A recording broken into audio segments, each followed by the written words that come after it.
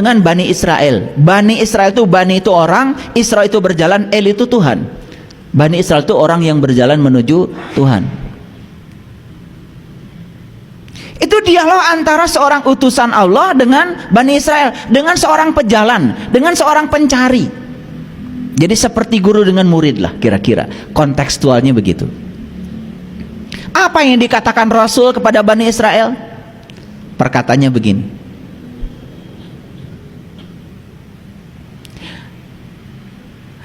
aku akan menunjukkan tanda Tuhanku kepadamu.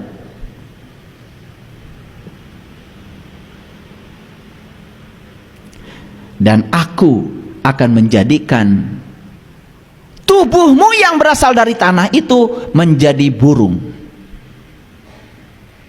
Dan kamu akan bisa terbang dengan seizin Allah. Itu Quran. Boleh nanti dibaca Ali Imran 49. Jadi sebetulnya manusia itu punya sayap apa tidak? Menurut Quran punya kan? Punya. Burung walaupun punya sayap hanya bisa terbang dari pohon ke pohon. Sedangkan di Quran surat Ar-Rahman, manusia itu bisa menembus sempadan langit,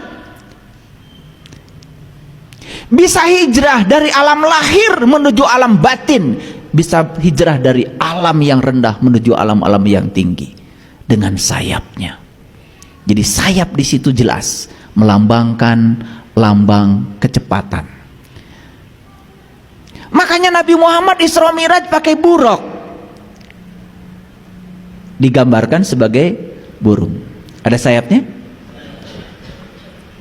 Leluhur kami di tanah Sunda ini dari dulu sudah punya lagu namanya Manuk Dadali. Mesat ngapung luhur jauh di awang-awang, meberkeun jangjangna bangun taya karingrang. Itu lagu spiritual itu. Kenapa bangsa Indonesia menjadikan lambang negaranya itu burung Garuda, burung lagi?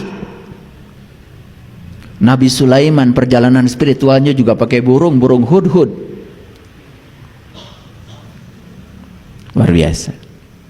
Jadi kalau ingin menapaki kesadaran yang tinggi, yuk gunakan dong sayap yang Allah titipkan kepada kita untuk menuju kesadaran yang lebih tinggi. Kalau kita berbicara langit, langit itu bukan alam lahir. Langit dalam Quran itu adalah lapisan-lapisan kesadaran yang harus kita capai. Puncaknya kesadaran disebut Sidrah Al-Muntaha. Sidrah itu sadar, Al-Muntaha itu penghujung, Sidratil Muntaha. Nah, menuju ke alam yang tinggi jelas harus terbang. Dan Quran menjanjikan, siapa yang bisa terbang saat ini, maka aku bebaskan dari 3 penyakit. 1, penyakit buta. 2, penyakit kulit.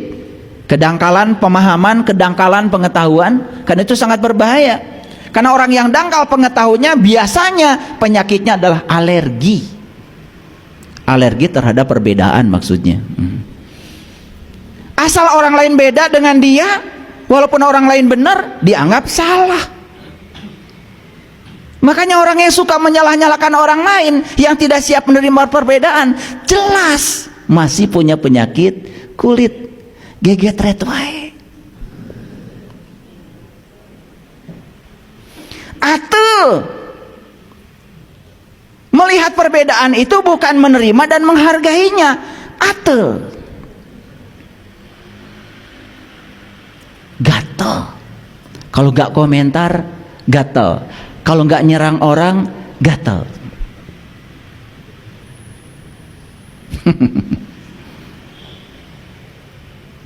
Jadi penyakit kulit yang dimaksud di Quran surat Al-Imran itu bukan panu, bukan kurap, bukan kudis.